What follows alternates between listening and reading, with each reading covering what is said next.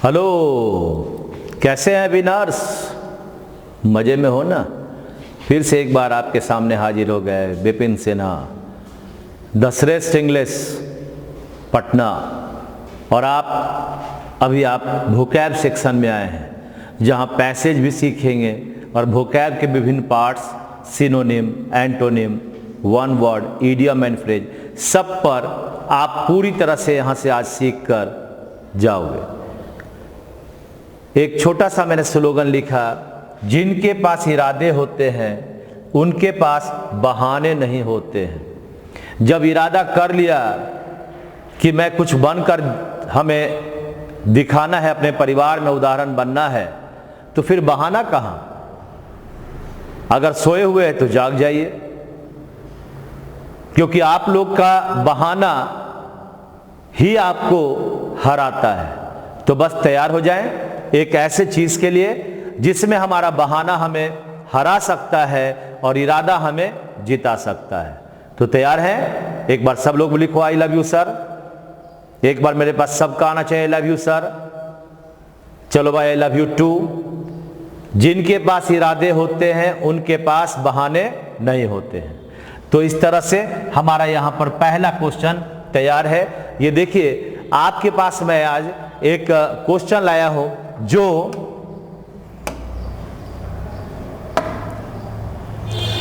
जो आपके पास है, सीजीएल मेंस का क्वेश्चन है, जो 12 मार्च 2019 को हुआ था। यानी हमें अभी एक पैसेज पर आधारित क्वेश्चन के साथ साथ सिनोनिम, एंटोनिम सबको पढ़ना है। और आपको बता दें कि यह वोकैबुलरी सेट नंबर 8 है। इसका मतलब है कि 7 तक हो चुका है। कहां जाना पड़ेगा? प्लेलिस्ट में, जहां आप वोकैब के अन्य सेक्शन जो हमारा छूट गया है आपका, उसे भी हमें अपना बनाना है। इसके अलावा आपके में एयरफोर्स के सेट में जो 4 बजे चलता है, मैं डेली पैसेज पर डीलिंग करता हूं। तो प्लेलिस्ट में जाओगे, नाउन है, एडजेक्टिव है, सब्जेक्ट और एग्रीमेंट है, प्रीपोजिशन है, सब पर आपको कितना वीडियो मेरा वहां है वो सब दिखाई पड़ेगा। तो चलते हैं, ये आपका पैसेज से जरा बढ़िया से, कहीं कोई अब कमेंट मत करना, चुपचाप अपने नजर अपने पैसेज पर डालना, क्योंकि 5 क्वेश्चन आपका इस पर आधारित आने वाला है। ऐसा नहीं समझना कि ये मेंस का मैं दे दिया तो नहीं बनेगा, सब बनेगा। एक बार उसके जैसा हमें बनना पड़ेगा। चलिए तो देखते हैं, आपके पास आपका क्वेश्चन यहां से तैयार है। कहता है, a great water scarcity. Scarcity का मतलब होता है कमी। स्कार्सिटी का मतलब क्या होता है? कमी। लूम्स ओवर इंडिया, मडराना, सामने आना, यानी इसका मतलब क्या होता है? मडराना। कहता है कि पानी की कमी हमारे इंडिया में मंडरा रहा है। बाई 2025 में इंडियंस विल गेट, जो हमारे भारतीय लोग हैं उन्हें प्राप्त होगा just over half the water they get today. यानी जितना पानी आज वे यूज कर रहे हैं उसका जस्ट आधा पानी वह 2025 आते आते मिलेगा। यानी उन्हें अपने पानी को अगर नहीं बचाया तो आने वाले दिनों में 10 में से 5 आदमी को पानी मिलेगा, नहीं मिलेगा 2025 तक, अगले 5 को। तो अगर हमारी जनसंख्या 1 अरब 30 करोड़ अभी है, तो सोच लो 2025 आते आते कितने लोग पानी पीने के लिए तरस जाएंगे। इसलिए पैसेज को बढ़िया से पढ़िएगा। कुछ उपाय अगर बताया है तो हमें उस उपायों पर काम करना पड़ेगा। तो हम अपने भविष्य में अपने इस पानी के लिए लालायित नहीं होंगे, झगड़ा नहीं करेंगे, लोगों पर आक्रमण नहीं करेंगे। देख लो, बढ़िया से पैसेज पढ़ना। तो हो गया। कहता है कि आने वाला है समय में 2025 तक इंडिया में लगभग आज जितना पानी है उसका आधा रह जाएगा। दिस ग्रेव प्रॉब्लम, ग्रेव का मतलब क्या हुआ? गंभीर। यह गंभीर समस्या, प्रॉब्लम माने समस्या, यह गंभीर समस्या has a simple solution. Solution का मतलब क्या हुआ जी? हल, उपाय। ये जो पैसेज लिखा उसने एक छोटा सा उपाय भी बताया। बड़ी समस्या गंभीर है, ग्रेव है, लेकिन आसान समस्या बता दिया। कहता कैच द रेन, पानी को पकड़ो। अब पानी को लोग ऐसे ऐसे करके पकड़ेगा, यानी इकट्ठा करो। एज इट फॉल्स, जैसे ही पानी गिरता है उसे हमें जमा करना होगा। एंड द वाटर क्राइसिस, जो संकट है वाटर पानी का, क्राइसिस का मतलब क्या हुआ? संकट, विल डिसअपियर, गायब हो जाएगा। डिसअपियर का मतलब गायब हो जाना। यानी अगर हम पानी को पकड़ते हैं, पानी को जमा करके रखते हैं, तो हमारा यह समस्या जो संकट है पानी का वो खत्म हो जाएगा। हाउएवर, इसलिए अबाउट 80% ऑफ इंडियाज रेनफॉल, जो हमारा जिस, हाउएवर का मतलब इस तरह से, जिस तरह से, इसलिए 80% ऑफ इंडियाज रेनफॉल, जो हमारा बारिश का पानी है उसका 80% क्या होता है? Buckets down during the 3 months of monsoon. यानी हमारा ये पानी जब हम इसे जमा करके नहीं रखते हैं तो ये बकेट डाउन चल जाता है, यानी धरती के अंदर चला जाता है। जब हम बचा ही नहीं पाते हैं तो ये बर्बाद हो जाता है, नली नालों में मिल जाता है।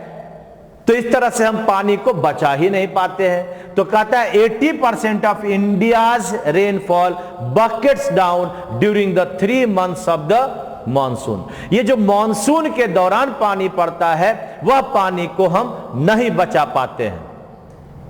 As yet no government programmer, जो सरकार के प्रोग्राम बनाने वाले लोग हैं, has discovered how to store this water. Discovered का मतलब खोजना। कहता है कि ये जो सरकारी आदमी लोग हैं जिनको तनख्वाह दिया जा रहा है, उस तनख्वाह लेने वाले लोगों में से जो प्रोग्राम बनाते हैं वो इस बात को नहीं पकड़ पा रहे हैं कि पानी को हमें बचाना होगा, उसके उपाय निकालने होंगे। यानी इस पैसेज में क्या कह रहा है? यह पैसेज कह रहा है, ये जो पैराग्राफ है, कि आपका 2025 तक हमारा पानी आधा खत्म हो जाएगा। और सिंपल उपाय है कि कैच द रेन, यानी पानी को जमा करें और आप का ये प्रॉब्लम खत्म, डिसअपियर हो जाएगा। कहता है कि जो हमारा पानी, जो 80% पानी हमारे मॉनसून के समय बकेट डाउन खत्म हो जाता है, हमें अपने प्रोग्रामर से उस पानी को कैसे, किस विधि के द्वारा जमा करें उसे खोजवाना पड़ेगा। अब आगे है आपके पास, कहता है कि डाइंग विजडम एक संस्था है, डाइंग विजडम एक संस्था है, अ 7-year कंट्री साइड स्टडी। ये जो संस्था है, डाइंग विजडम का मतलब क्या हुआ? संस्था है ना। ये जो संस्था है 7-year countryside study, countryside माने देश के अंदर अध्ययन, by Delhi centre for science and environment. जो हमारा दिल्ली का सेंटर है किस चीज के लिए? साइंस एंड एनवायरनमेंट, विज्ञान और पर्यावरण पर वह जो विभाग है, रिवील्स दैट, रिवील का मतलब प्रकट करता है,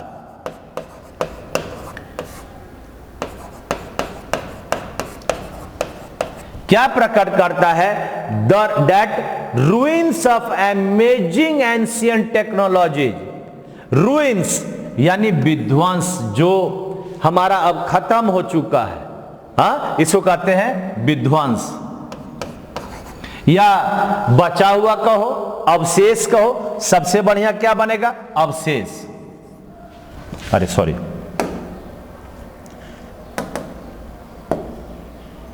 क्या होगा? इसको कहते हैं रूइंस, का मतलब अवशेष।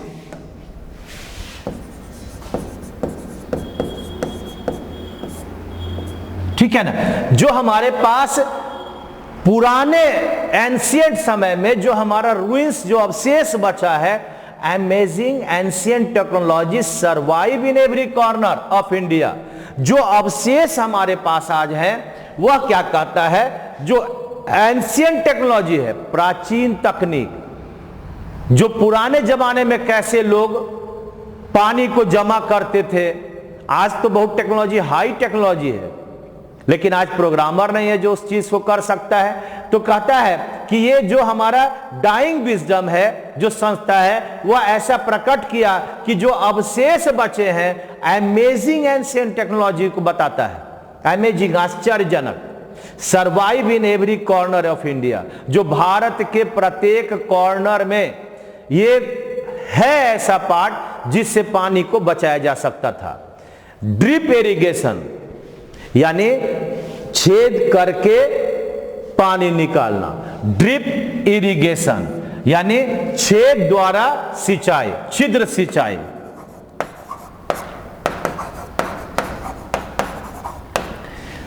सिस्टम ऑफ बंबू, बांस को नीचे जमीन के अंदर गाड़ा और उससे पानी निकाला।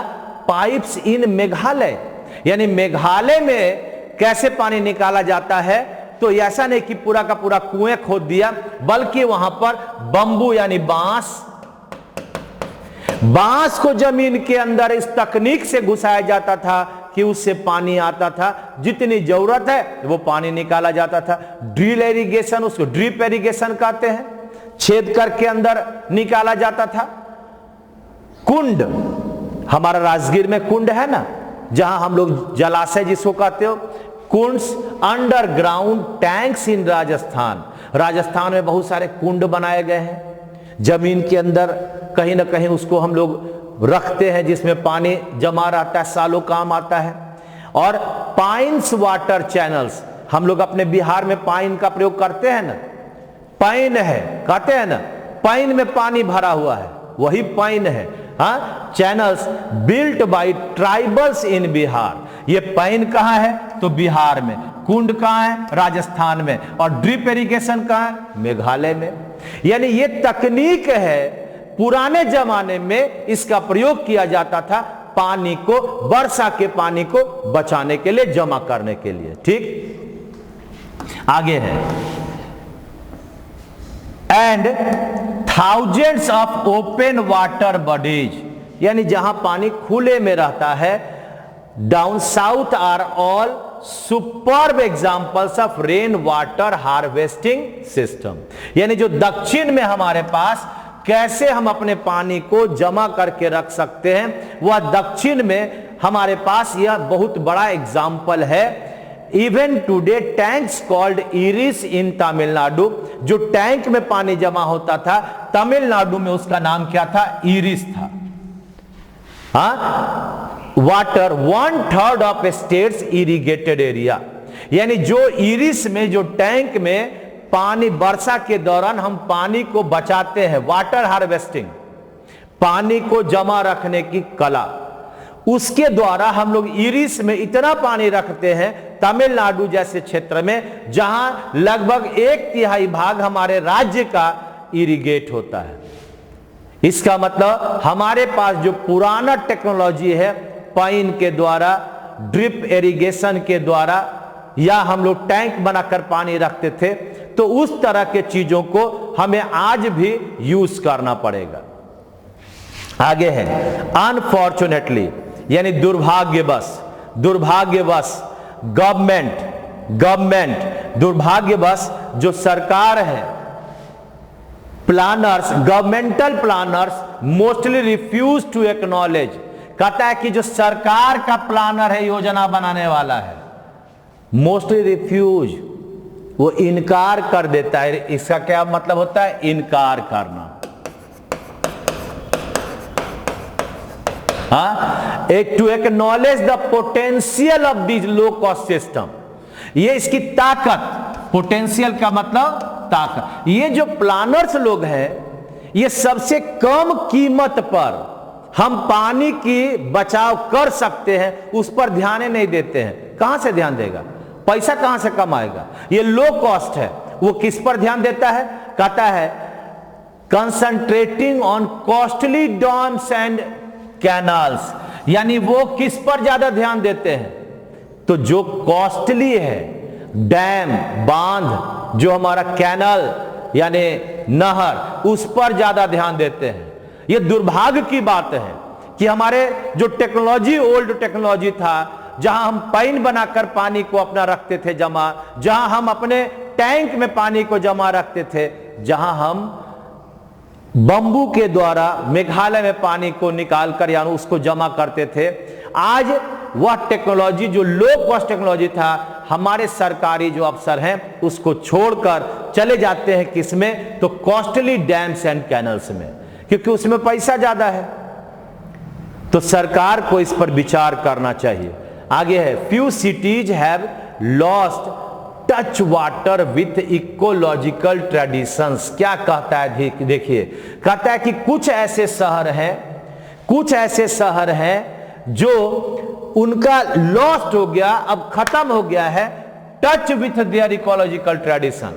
जो पारिस्थितिकी परंपरा है उसको लगभग वो खत्म कर चुके हैं, as fast and with as damaging result. और इतना ज्यादा वो ट्रेडिशनल इकोलॉजिकल को हटा रहे हैं कि वहां डैमेज हो रहा है, वहां अब पानी नहीं है। एज बंगलोर, उदाहरण क्या दिया? बंगलोर, यानी बंगलोर को माना जाता है कि वहां इतना फास्ट डेवलपमेंट हुआ कि लोग इस तरह के पानी को कैसे जमा करें ये सीखे ही नहीं, और इसीलिए वहां पूरे भारत में सबसे ज्यादा पानी का दिक्कत कहां है? तो बंगलोर में। यानी बहुत ऐसे सिटीज हैं जो अब पानी का सतह जो जमीन के अंदर है वह नीचे इतना चला गया या खत्म हो गया, सूख गया, उसमें से एक बंगलोर नाम है। चलिए, only 17 of its water bodies, कहता है कि एक उसके 17 ऐसे वाटर बॉडी जिससे पानी आता है, struggle to survive in a city. शहर में केवल 17 ही वाटर बॉडीज है जहां से पानी को हम निकाल सकते हैं। वंस 200 लेक्स, जबकि पहले कितना था? 200 लेक था। झीलों की संख्या कितनी थी? पहले 200 था, आज कितना लगभग हो गया? 17। जहां हम पानी को जमा रखते थे आज उसकी संख्या 17 है, जबकि पहले कितना हुआ करता था? तो 200 हुआ करता था। Ponds and waterlands cooled in city and recharged its ground water. जो ये 200 झील थे, छोटे छोटे तालाब थे, वाटरलैंड जिसमें पानी जमा करके रखते थे, वह इतना था 200 जो हमारे ग्राउंड वाटर को रिचार्ज करते थे। अरे जितना पानी रखोगे किसी चीज में तो मिट्टी का चीज मिट्टी में जाएगा धीरे धीरे, लेकिन हमने क्या किया? इस 200 में 183 को बंद कर दिया, बिल्डिंग उठा लिया, तो पानी कहां से आएगा? आज शहर की समस्या यही तो सबसे बड़ा है, पानी ही नहीं है। आगे कहता है कि द थ्रेड्स, जो भय है, continued unabated as the relentless march of urbanisation. Urbanisation का मतलब क्या हुआ? शहरीकरण। क्या हुआ इसका मतलब? शहरीकरण। यानी द थ्रेड्स, जो ये भय है, थ्रेड्स का मतलब क्या हुआ? भय। कंटिन्यू अनअबेटेड, बिना रुके हुए जारी है, एज द रिलेंटलेस मार्च, बिना थके बिना रुके ये आगे बढ़ता जा रहा है, of urbanisation shows no sign of stopping. ये रुकने का नाम में नहीं ले रहा है। अरे कल होकर ये जो 17 भी बचा है ना, यह अभी नहीं बचेगा। यानी पूरे के पूरे पैसेज में यह कहा गया कि जब हमारे पास इंडिया की बात करते हैं, हमने पुराने जमाने में बहुत सारे ऐसे ट्रेडिशनल पानी जमा करने वाले साधन थे मेरे पास, जो अब रूइंस हो चुके हैं, यानी अवशेष के रूप में हम उन्हें देखते हैं। हमारे जो सरकारी अफसर हैं, जो सरकार के प्रोग्रामर हैं, उन्हें चाहिए कि अब हम पानी को कैसे जमा करें ताकि मेरा भविष्य अच्छा हो, उस पानी को बचाने का तरीका निकालना चाहिए, नहीं तो हमें 2025 तक पानी नहीं मिलेगा। तो ये पूरा का पूरा कहानी आपके सामने मैंने बताया। अब चलते हैं इसके क्वेश्चन की ओर, जरा ध्यान से आप लोग इसके क्वेश्चन को बनाने का प्रयास करेंगे। आइए, ग्रेव प्रॉब्लम क्या है जी? ग्रेव प्रॉब्लम सबसे बड़ा समस्या, गंभीर समस्या।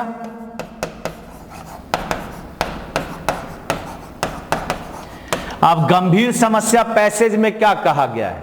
पहला कहा है शॉर्ट मॉनसून स्पैन, माने मॉनसून नहीं आता है, छोटे ही समय के लिए आता है, 3 महीना होना चाहिए, 3 दिन में खत्म हो जाता है, ऐसा है? नहीं है। रेनफॉल, वर्षा, तो वर्षा तो ये समस्या थोड़ी है, तो बहुत बड़ा बात है, वर्षा होना चाहिए। स्टोरेज ऑफ वाटर, पानी को जमा करना, ये समस्या थोड़ी है, हमें जमा करना है पानी ताकि मैं बचा पाऊं। हमारी समस्या क्या है? वाटर क्राइसिस, यानी हमारी समस्या हो गया पानी का संकट, यानी उत्तर नंबर हो गया 4। आगे बढ़ते हैं, नेक्स्ट है क्वेश्चन नंबर 2, जरा ध्यान से आप लोग पढ़ेंगे। कहता है what according to the passage is the primary reason, प्रारंभिक कारण। इसका मतलब क्या हुआ? प्रारंभिक, फॉर द वाटर शॉर्टेज, यानी पानी की कमी प्रारंभिक रूप से क्यों है? क्योंकि हमारे पास जमा करने का साधन नहीं है। हम किसमें पानी रेनफॉल को जमा करेंगे ये पता ही नहीं है। इसका मतलब lack of means to store rain water, हमारा तो यही सबसे ज्यादा बढ़िया उत्तर लगेगा। दूसरा क्या था? Governments ignorance of the situation, सरकार इस पर ध्यान नहीं देता, इसके कारण हो गया। नहीं, प्राइमरी रीजन क्या है? ये तो सेकेंडरी रीजन हो गया। पानी तो पहले खत्म हो रहा है ना, तो पहले तो बचाना है। Less rainfall in the country, Bharat में अब वर्षा ही नहीं होता है, ऐसा भी नहीं है। Carelessness of people in using water, पानी का कैसे यूज करें उन्हें पता ही नहीं है। तो उत्तर नंबर क्या होगा? Lack of means to store rainfall, यानी वर्षा के पानी को कैसे हम जमा करके रखें उसकी हमारे पास समझ नहीं है। नेक्स्ट है क्वेश्चन नंबर 3। आइए देखो, पढ़ो, 3 नंबर क्वेश्चन पढ़िए।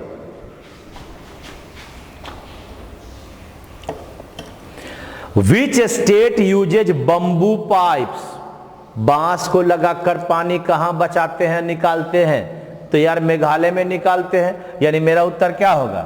ये मेघालय होगा। मेघालय में ना निकालते हैं जी पानी बांस का। राजस्थान में तो टैंक है, यहां क्या है? टैंक। बिहार में क्या है जी? पाइन है ना, और तमिलनाडु में इरिस। क्या बढ़िया बात है, सब लिख दिए। अब चलते हैं क्वेश्चन नंबर 4 में। आइए देखिए क्वेश्चन नंबर 4, निम्नलिखित में से कौन सा is not a low cost technology in water usage? हमारे सरकारी महकमे के लोग पुराने जमाने के टेक्नोलॉजी पर ज्यादा ध्यान क्यों नहीं देते हैं जो लो कॉस्ट है, जैसे पाइन बनाना, जैसे टैंक बनाना, जैसे आहार बनाना, वो क्यों नहीं करते हैं? क्योंकि कम खर्चा, तो उनको माल भी कम मिला। किस पर ज्यादा ध्यान देते हैं? डैम पर। किस पर ज्यादा ध्यान देते हैं? तो कैनाल पर। इसका मतलब इसका उत्तर क्या होगा भाई? पहला है वाटर चैनल्स, एक दूसरे पानी को जोड़ना, ये तो नहीं होगा, ये तो सस्ता है चीज। ड्रिप इरिगेशन, ये तो और सस्ता है, बांस से बन जाएगा। अंडरग्राउंड टैंक्स राजस्थान में, ये सब आसान है। लेकिन डैम्स और क्या है आपका? कैनाल्स, ये जो है इसमें कॉस्ट ज्यादा है। तो इसका उत्तर क्या हो गया? नंबर 4। क्वेश्चन नंबर 5 की ओर चलते हैं। देखिए ध्यान से जरा सा बढ़िया से बनाइए।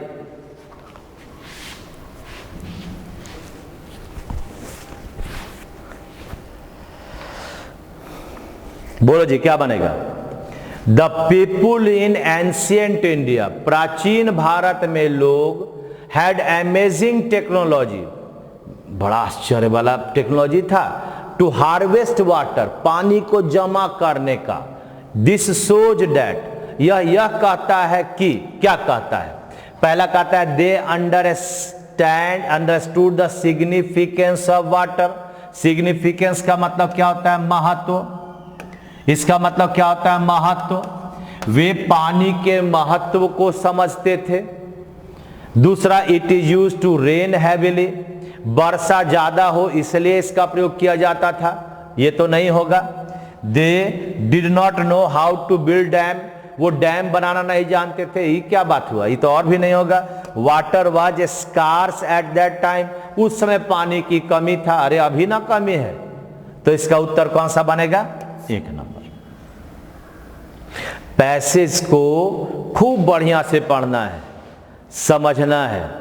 आप अगर एसएससी के एस्पिरेंट हैं तो इसको बनाना पड़ेगा, क्योंकि आपकी जो मुख्य उद्देश्य है सीजीएल के परीक्षा को पास करना, और वह तभी होगा बंधु जब पैसेज बढ़िया से पढ़ना सीख लोगे। क्योंकि 50 नंबर का क्वेश्चन पैसेज और क्लोज टेस्ट पर आता है, एयरफोर्स में भी आता है, नेवी में भी आता है। मैं आपको बताऊंगा कैसे हम लोग क्लोज टेस्ट को बनाएंगे, इस पर आधारित भी मैं कल एक क्वेश्चन आपके पास ला रहा हूं। चलिए देखते हैं आगे आपके पास इसमें और क्या करना है। ये देखिए आपका आगे है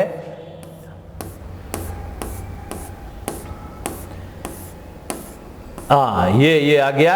अब आपके पास आ रहा है वोकैब सेक्शन, जिसमें आपके पास है आपको सिनोनिम बनाना है। देखो पहला क्वेश्चन आपके पास आ गया, सिनोनिम बनाना है। बनाइए सिनोनिम। तब तक जरा सा मैं भी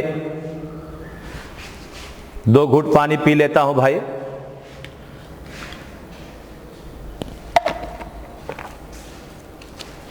वोकल बने लोकल के लिए, तभी मजा मिलेगा।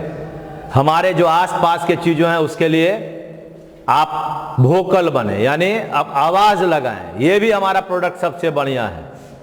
केवल बड़े बड़े चाइना और अमेरिका के चीजों को हमें नहीं यूज करना है, हमें अपने घर के बने सामान को ज्यादा यूज करना है। देखिए ये जो आपके पास है सिनोनिम है, फर्टाइल का मतलब होता है उपजाऊ। ठीक है भाई। अब इसमें से हमें देखना है कि कौन सा होगा। तो पहला आपके पास है प्लेंटी माने अधिक, प्लेंटी का मतलब अधिक। प्रोलिफिक का मतलब होता है उपजाऊ, प्रोलिफिक का मतलब होता है उपजाऊ। और फीबल का मतलब होता है कमजोर, फीबल माने कमजोर। और स्केयर्ड का मतलब भय या डर। तो अगर मुझे फर्टाइल का सिनोनिम खोजना होगा तो हमें उत्तर निकालना होगा 2 नंबर। बस हो तो गया, आसान होगा ना। इसका उत्तर क्या बनेगा? फर्टाइल का 2 नंबर होगा प्रोलिफिक। बढ़ते हैं आगे। क्वेश्चन नंबर 7 है जो आपका एक्सॉर्बिटेंट कहता है। और एक्सॉर्बिटेंट का मतलब बोलो क्या होगा? एक्सॉर्बिटेंट का मतलब क्या होगा? जल्दी से निकाल कर देखो भाई, 4 ऑप्शन है। पहले आप लोग उत्तर लिखें, तब मैं इसका आगे उत्तर आपको बताऊंगा। देखें फास्ट देखें। एक्सॉर्बिटेंट का मतलब होता है अत्यधिक, अत्यधिक। हाँ, जब हम अत्यधिक कहते हैं तो इस 4 में से हमें खोजना है कि कौन सा अत्यधिक अधिकता को दर्शाता है। पहला है ऑड, ऑड का मतलब विचित्र। स्ट्रेंज जिसको कहते हो ये तो होगा नहीं। सेकेंड नंबर एक्सेसिव माने अधिक, ज्यादा। बिजी माने सक्रिय। और पैसिव का मतलब निष्क्रिय।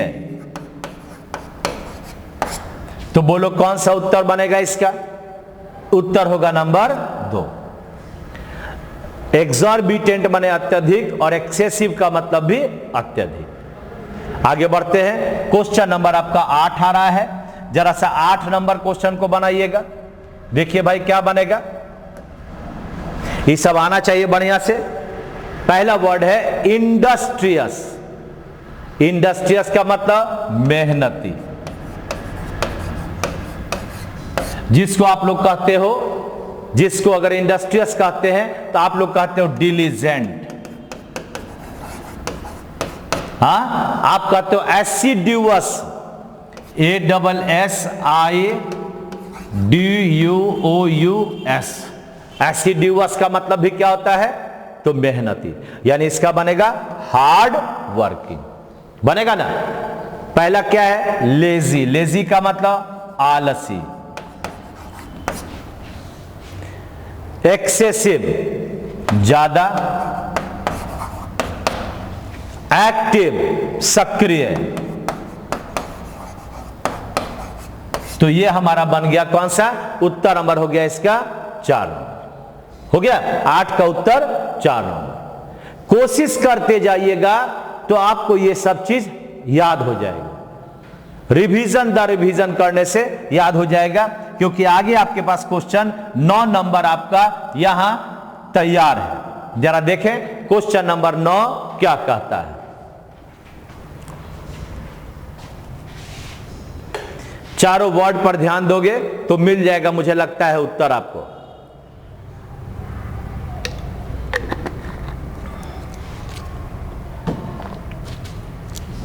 चलो जी हीरो लोग, क्या क्या बना बताओ। अगर मुझे बनाना है तो हमें रिप्रूव का मतलब होता है डांटना, फटकारना। और अगर मैं डांटना फटकारना कहता हूं तो यहां पर इसका उत्तर बन गया एडमोनिश, माने भी डांटना या फटकारना शब्द होता है। यहां सपोर्ट माने सहारा देना। डिनाउंस का मतलब निंदा, निंदा करना। और कंसेंट का मतलब सहमति, सहमत होना, राय देना। ठीक है, तो 9 नंबर डिप्रूव का मतलब हो गया, रिप्रूव का मतलब डांटना फटकारना। और इससे अगर हमें उत्तर खोजना है तो मेरा बनेगा एडमोनिश, है ना। बढ़िया। आगे है क्वेश्चन नंबर 10 आपके स्क्रीन पर। चलो जी हीरो लोग, गिफ्ट लाओ, गिफ्ट लाओ। Happy birthday to you. आज किसी का बर्थडे है तो जरा लिखो इसमें, जरा गिफ्ट मैं भेजता हूं जल्दी से। तो गिफ्ट बने हो गया उपहार। वीक बने हो गया कमजोर। वीक माने क्या हुआ? कमजोर। डोनेशन, डोनेशन का मतलब दान। डोनेशन माने दान। बोनस, ऊपरी आय।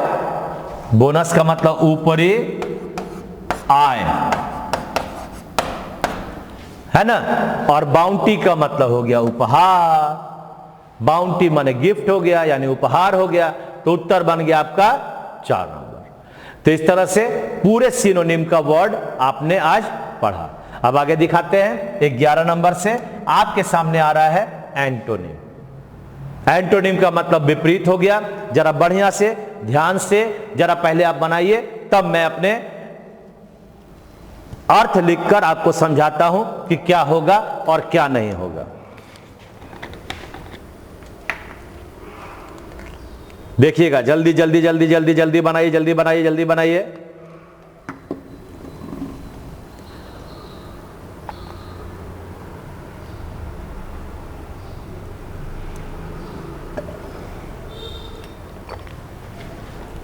पजेस, पजेस का मतलब होता है अधिकार में होना।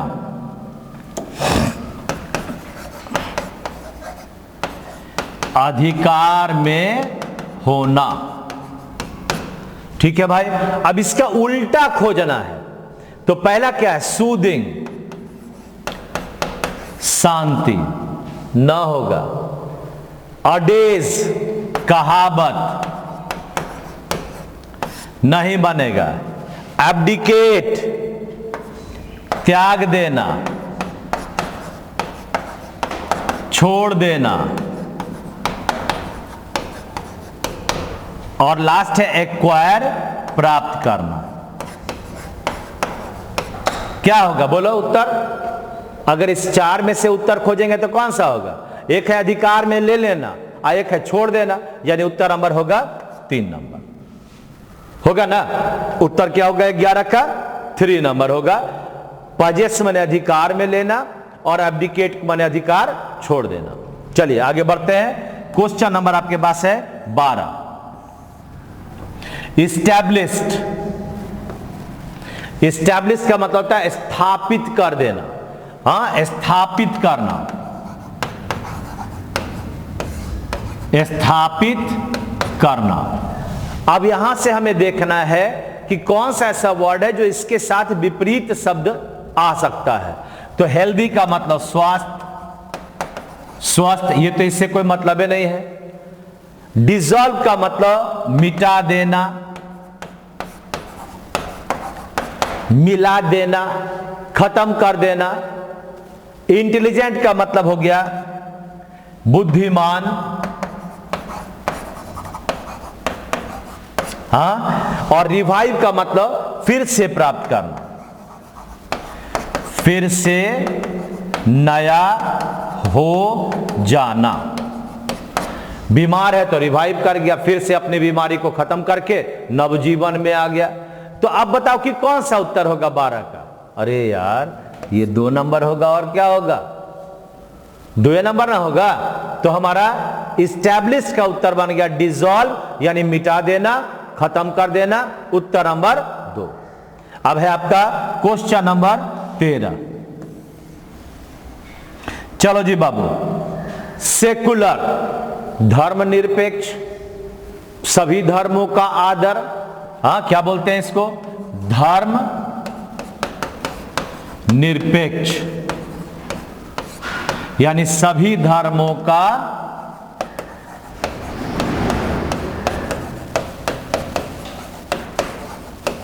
आदर, सभी धर्मों का आदर। अब उसका उल्टा खोजना है।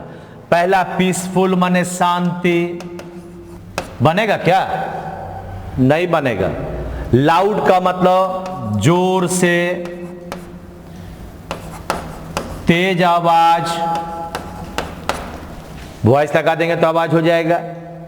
पाउसिटी का मतलब कमी, ये सब तो इससे कोई मतलब है नहीं है जी। सेक्टेरियन, सेक्टेरियन मतलब धर्मांध, कट्टर,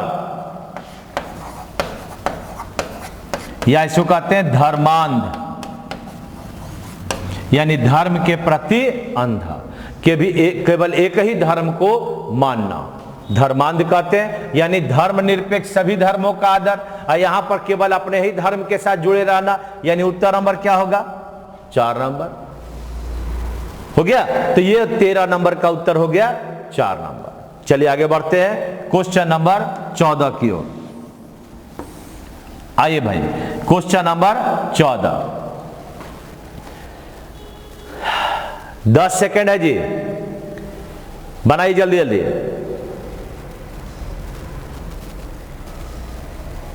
क्या लगता है? देखिए, इग्नोरेंट का मतलब होता है अज्ञान। इग्नोरेंट का मतलब अज्ञान, यानी कुछ भी नहीं जानना। ओमनीसाइंट, इसको कहते हैं सर्वज्ञ, यानी सब कुछ जानना। हाँ, सब कुछ जानना। इग्नोबल, वही इग्नोरेंट से हुआ, अज्ञानता। ओमनीपोटेंट, सर्वशक्तिमान,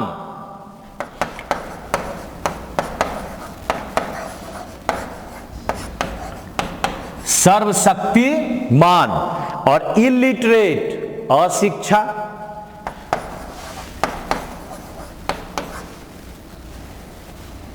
अशिक्षा। तो कहने का अर्थ कि अगर अज्ञान है, कुछ नहीं जानता, तो सब कुछ जानने वाला उसका उल्टा हो गया। यह हुआ उत्तर नंबर 1। आसानी से बन जाएगा, कोशिश तो करते रहे। मैंने एक शुरुआत तो किया। मैंने कभी ये नहीं सोचा कि हम अपने विद्यार्थियों को हम ये सब चीज नहीं देंगे। आज भी हमारे बहुत सारे लोग इसलिए नहीं दे पाते हैं कि वो सोचते हैं कि सब कुछ दे ही देंगे तो मेरे क्लास में कौन आएगा। अरे और लड़के आएंगे भाई। आप ज्यादा से ज्यादा चीज देने वाले बनिए ना, जब दीजिएगा तो खुद आएगा। इसलिए आप सभी से जो आपको फायदा दे रहे हैं वह फायदा आप लीजिए, आप मजा करो और अपने आप की धार को तेज करो। चलिए देखिए, आगे है आपका क्वेश्चन नंबर 15। देखो जी, क्वेश्चन नंबर है 15। डिस्कॉर्डेंट, इससे बनाना है हमें सिनोनिम कि एंटोनिम। एंटोनिम तो डिस्कॉर्डेंट का मतलब होता है झगड़ा, झगड़ा।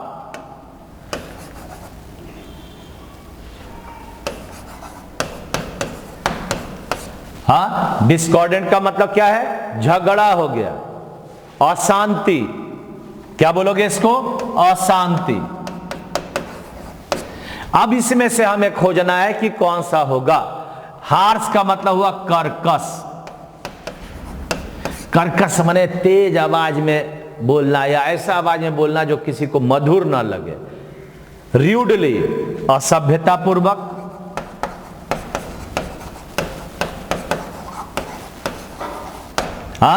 हारमोनियस, शांति।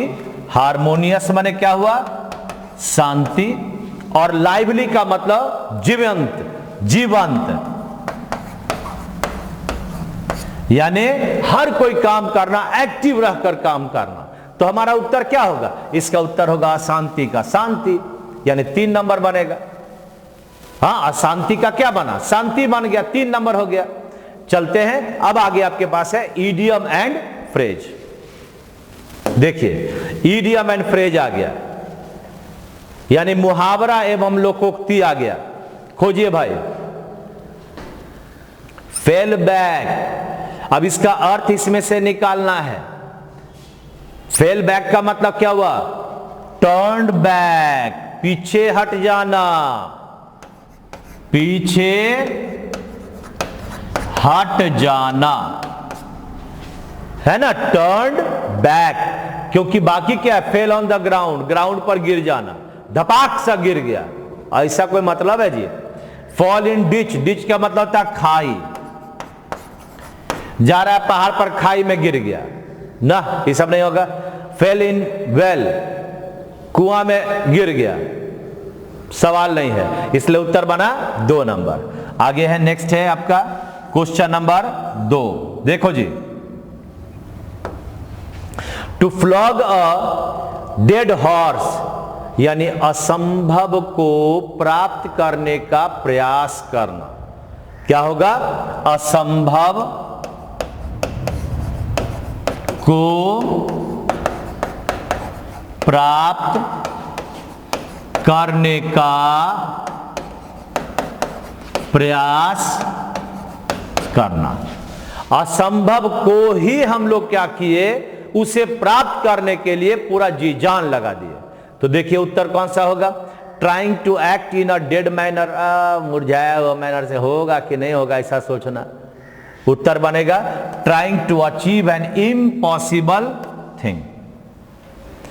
तीसरा क्या था? Trying to take work from a weak horse, माने ए वीक, एक के वीक में उसको कर लेना।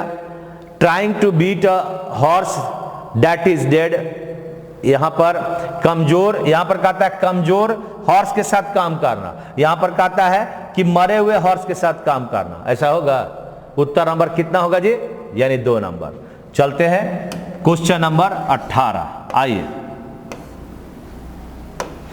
इंडेड इन फियास्को, इंडेड इन फियास्को, यानी पूरी तरह असफल हो जाना।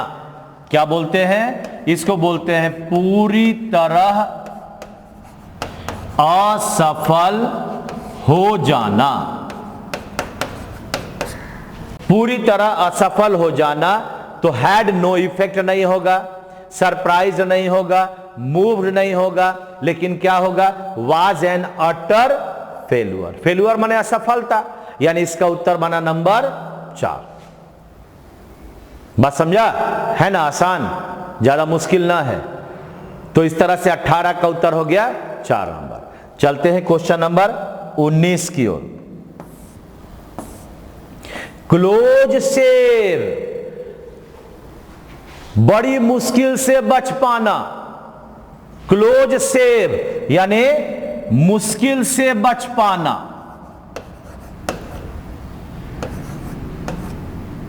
मुश्किल से बच पाना। एक बैग विस्फोट हो गया और हम वहीं पर थे और बच गए, उसी को कहते हैं क्लोज शेव। यानी उत्तर नंबर होगा नैरो एस्केप। Narrow escape. पहला क्या? रीच्ड सेफली, सुरक्षित पहुंच जाना। दूसरा सेफ जोन, क्षेत्र जो सुरक्षित है। चौथा मेड सेव, दाढ़ी बनाना। ऐसा होगा? उत्तर नंबर होगा 3 नंबर। ठीक है ना? यानी मुश्किल से बच पाने का उत्तर है आपका नैरो एस्केप, उत्तर नंबर 3। आइए क्वेश्चन नंबर है आपके पास 20 नंबर। यहां पर आपका इडियम एंड फ्रेज का लास्ट है। सूक इन देयर शूज। शेक माने क्या होता है? कांपना, यानी डर से कांपना। इसका मतलब हुआ डर से कांपना। तो जब हम डर से कांपने की बात करते हैं तो इस 4 में से अगर हम खोजेंगे तो बोलो तो उत्तर कौन होगा जी? उत्तर नंबर होगा 1 number, trembled with fear. Trembled with fear. सब चीज मिल रहा है ना आसानी से? जो आसानी से मिलता है उसका लोग कभी कभी इसी तरह से टाल देता है। टालना नहीं, पकड़ो। अपॉर्चुनिटी मस्ट बी अवेल्ड और प्रिवेल्ड, क्योंकि अब आपके सामने आ रहा है 1 वर्ड सब्स्टिट्यूशन। और जल्दी से 5 क्वेश्चन बनाइए और आप अपने घर की ओर प्रस्थान कीजिए। ये कोचिंग ही है, ये जो मैं पढ़ा रहा हूं। ये मत समझना कि घर बैठ में हम चाय पी रहे हैं, नाश्ता कर रहे हैं, मां अरे जरा भुंजा ये सब दे दो, ये सब काम नहीं करना। सीरियस होकर, माने सीरियस ही नहीं कि अब गंभीर हो गया, कोई कमेंटे नहीं कर रहे, सब करना। जॉली मूड ना रहेगा तो नहीं होगा। लेकिन ऐसा भी मत करना यार कि इसको किसी तरह में आप ले लेना। ये आपके लिए मैं इतना मेहनत कर रहा हूं, मेहनत का मुझे भी तो कुछ चाहिए ना। रिवार्ड तुम देगा तभी तो होगा। वह खुशी कब हमें दोगे कि सर आपके लिए एक रिजल्ट आपका तैयार है, ये दे दोगे ना, बड़ी मजा आ जाएगा। मैं भी एक ऐसे चीज को उठाया हूं जिसमें लोगों को इंग्लिश ही ऐसा होता है जहां हम हारते हैं। मैं कहता हूं यही चीज आपको जिताने वाला बन जाएगा। अब देखिए क्या है आपके पास क्वेश्चन।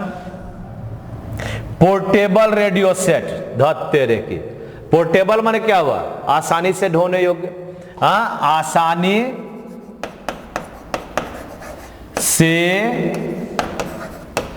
ढोने योग्य रेडियो सेट। धत तेरे की। सब तो गांव का बात है जी, गांव में मजा करिए रहे। और ट्रांजिस्टर क्या बोलते हैं इसको? ट्रांजिस्टर। अरे जब ट्रांजिस्टर ऑन कर जी, ट्रांजिस्टर में हम लोग अपना सुनेंगे क्या भाई? तो कुछ जरा आज मोदी जी क्या बोलेंगे जरा सुनेंगे, कहता है ना ट्रांजिस्टर में। और आपके पास है आगे क्या भाई? ट्रांसक्रिप्शन, यानी फोटोकॉपी वाला जो मशीन है, प्रतिलिपि। प्रतिलिपि। और आगे है ट्रांसपोजिशन, यानी स्थानांतरण।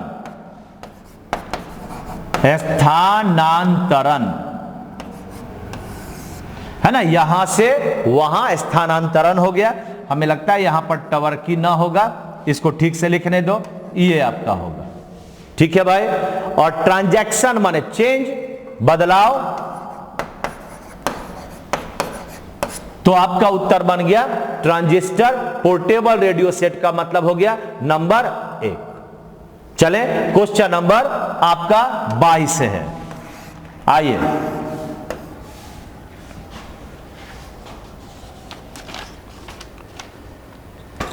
बोलो जी। The bony framework of the body, यानी हड्डी वाला ढांचा, क्या बोलेगा इसको? बोलेगा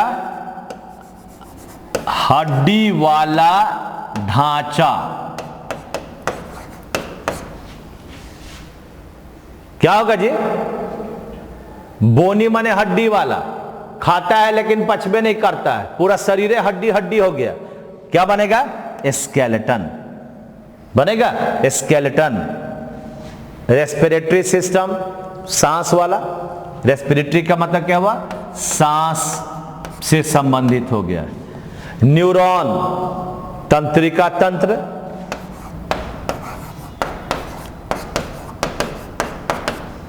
और आर्टरीज, नस से संबंधित, ये नस हो गया, ठीक है ना। तो इस तरह से हमारे पास ये 22 का उत्तर बना 2 नंबर। चलिए क्वेश्चन नंबर 23 की ओर।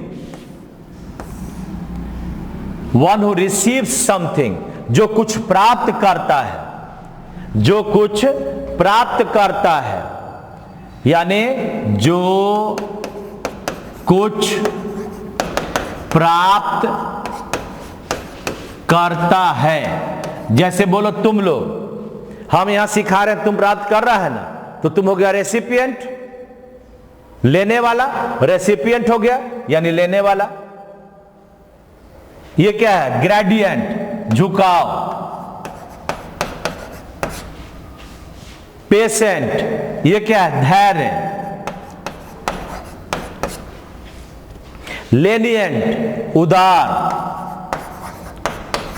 लेनिएंट, उदार, ग्रेडियंट, झुकाव, पेशेंट, धैर्य, रेसिपिएंट, प्राप्तकर्ता।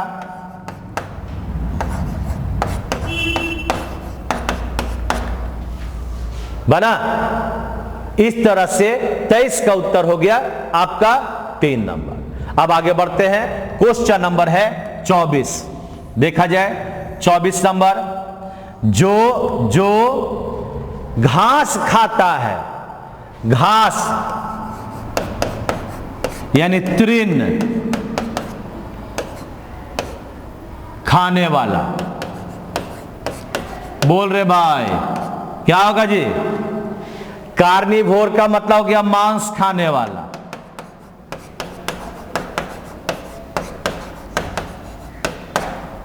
ओमनिवोर माने सब कुछ खाने वाला,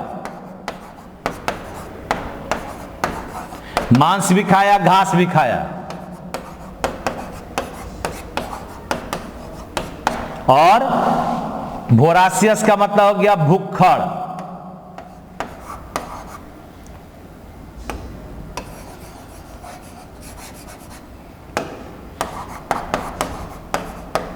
तो ये सब तो होगा नहीं, यानी कौन बना?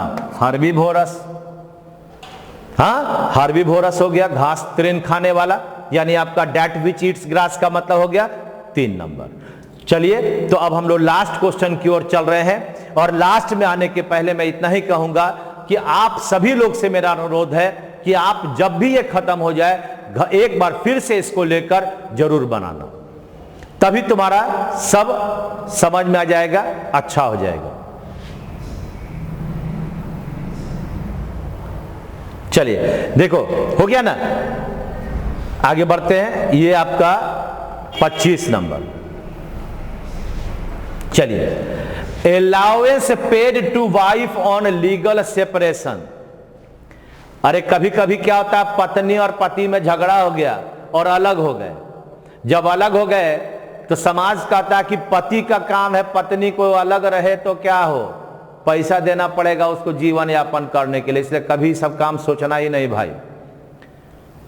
अलग भी हुए, अब पैसों दे रहे हैं, ये कैसा बात है?